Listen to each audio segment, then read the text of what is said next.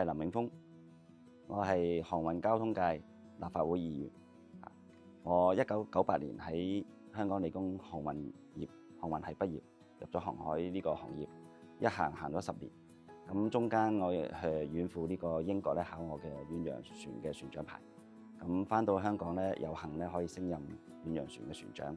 10年之後就喺一間本地嘅航運公司，亦都係國際航運公司由做一個總船長晉升到副總裁。之後轉咗去呢個招商輪船旗下嘅香港明華船公司度任職，現時任職董事長。希望用專業知識同埋國際視野去為我哋業界、為香港同政府去建言獻策，鞏固提升香港國際航運中心地位。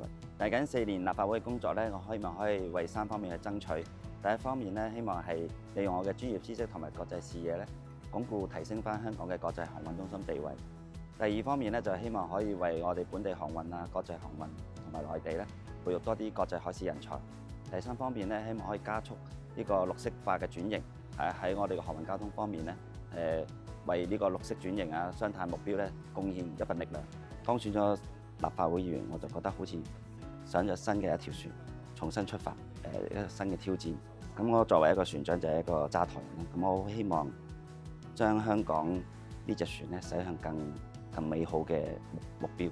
你喺議會當中你會點樣去推動你界別去融入內地，去連接世界呢？有冇啲咩嘅具體建議呢？內地亦都係全球最大嘅出口國，香港係一個好有效率嘅港口。我哋應該可以利用國家呢啲咁大嘅出口嘅量，大灣區錯位發展、協調發展。好多人都覺得航運交通係最多排放嘅一個行業嚇，無論係汽車、輪船或者飛機。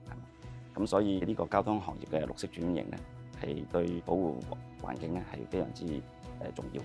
咁我希望可以推動加快香港綠色轉型，無論係新能源汽車、新能源船或者係飛機，咁其實係好需要我哋政府嘅政策嘅支持。